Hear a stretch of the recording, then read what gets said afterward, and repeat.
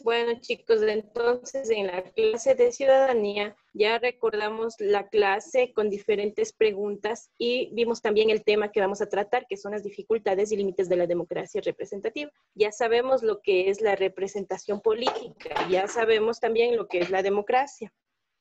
Ahora, en cuanto a las dificultades y límites, aquí nos hablaba principalmente de la democracia, ¿no es cierto?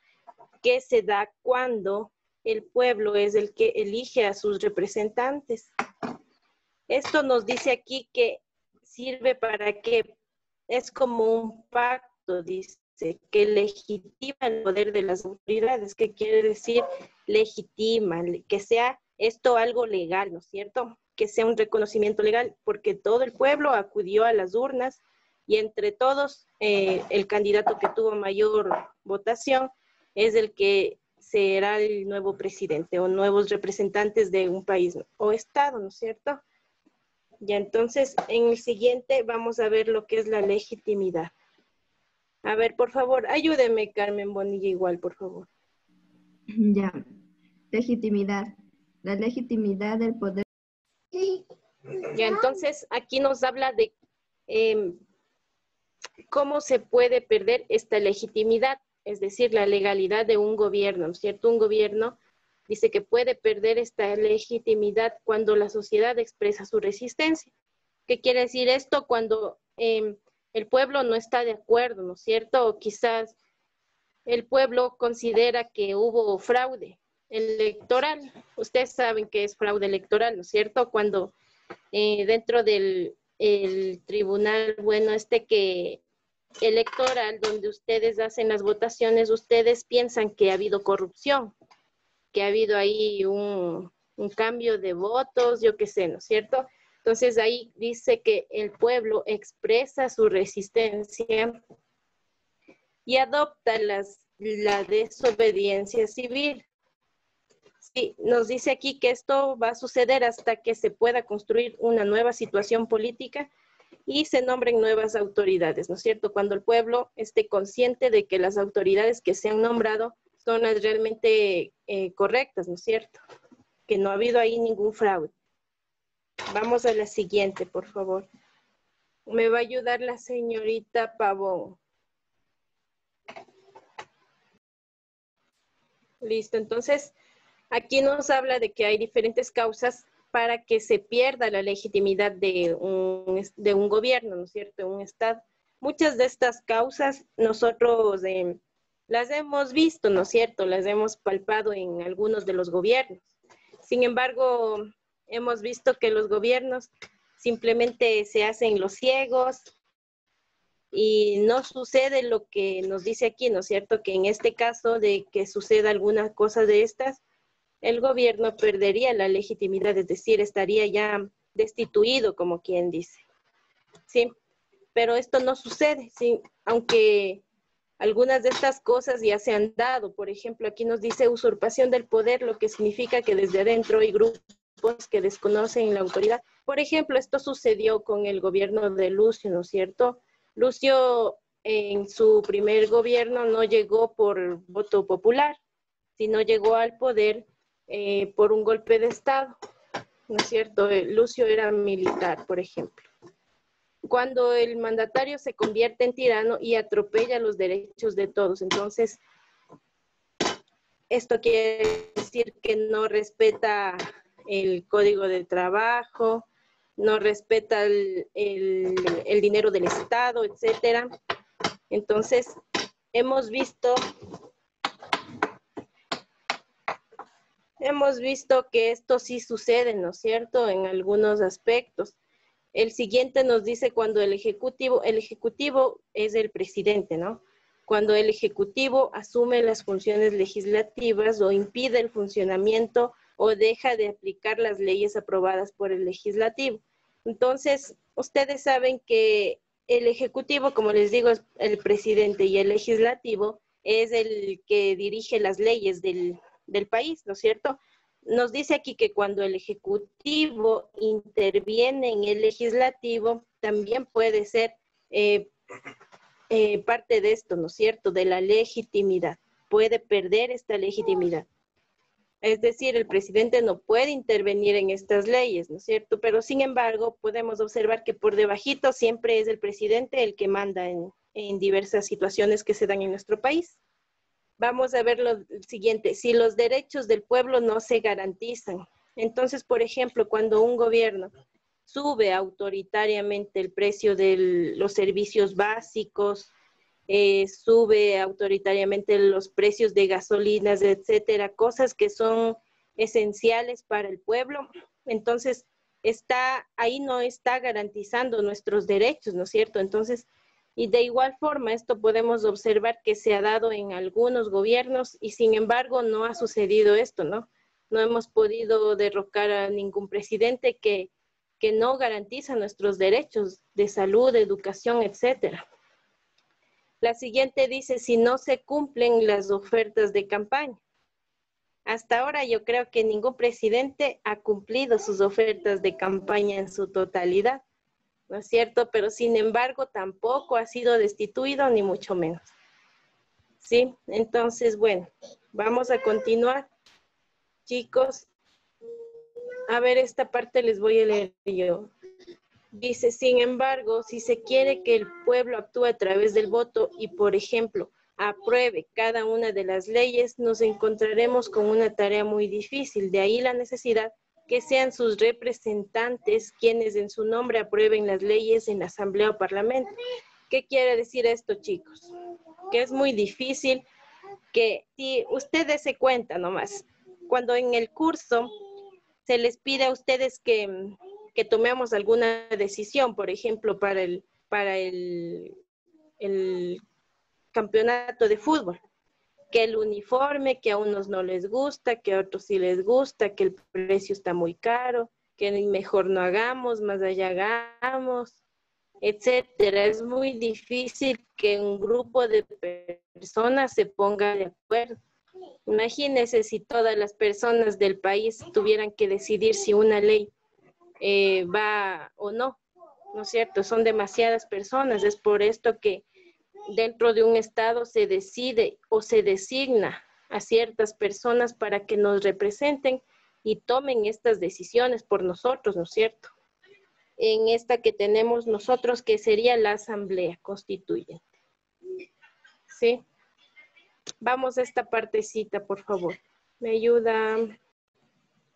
Ya, muy bien. Entonces, en esta diapositiva están diversos conceptos sobre lo que los límites. Aquí se ve los límites que tiene, ¿no es cierto?, esta representación democrática. Primero nos dice que puede ser el siguiente riesgo.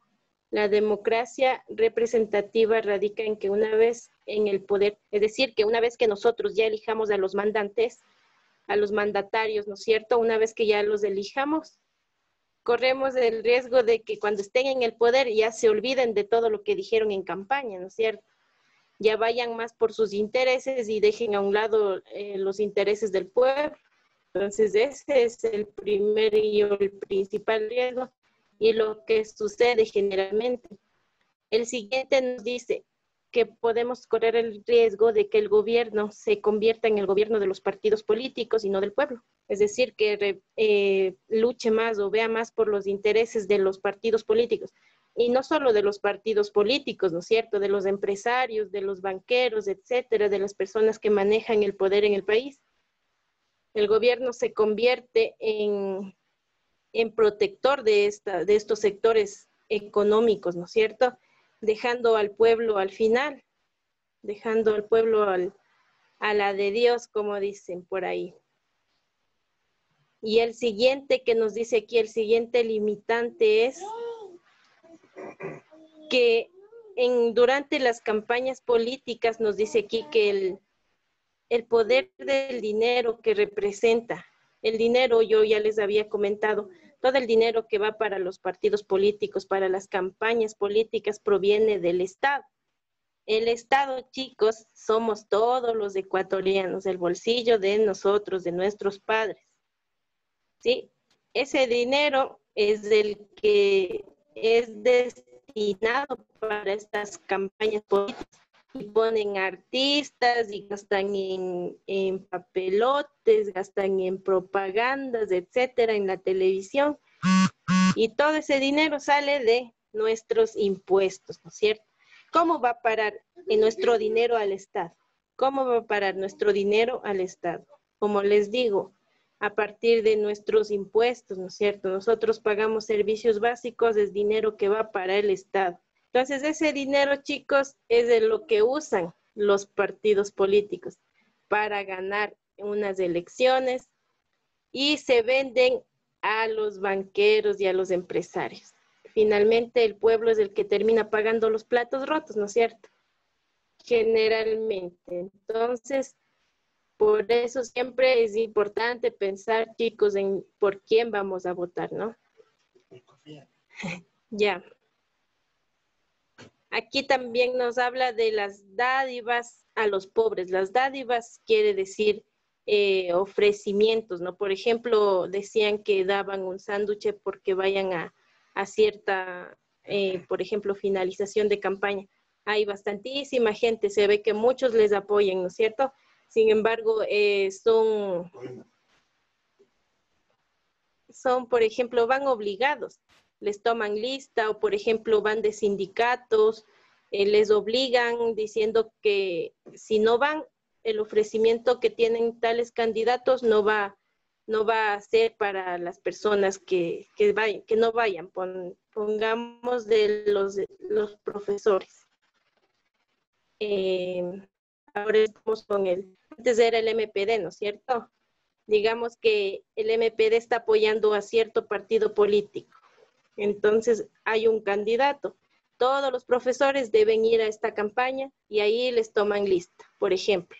Es un ejemplo, ¿no? Entonces, este tipo de cosas o que les ofrecen casas, por ejemplo, les hacen llenar formularios para darles viviendas, para darles bonos, etcétera. Todo esto son las dádivas, ¿no? Son ofrecimientos, coimas, etcétera, como lo quieran llamar, ¿ya?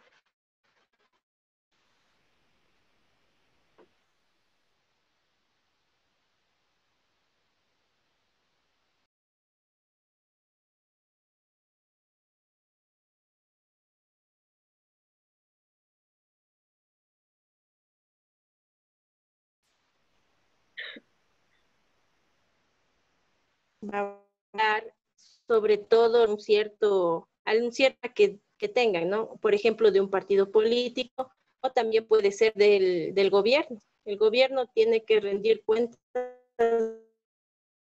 aquí.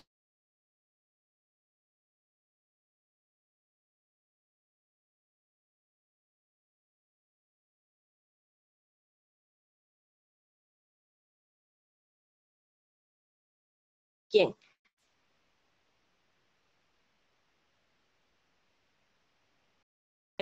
De un partido político a otro, no porque su ideología les diga eso, sino porque hay muchos intereses económicos de por medio, ¿sí? Entonces la siguiente dice estructura verticalizada de los partidos políticos.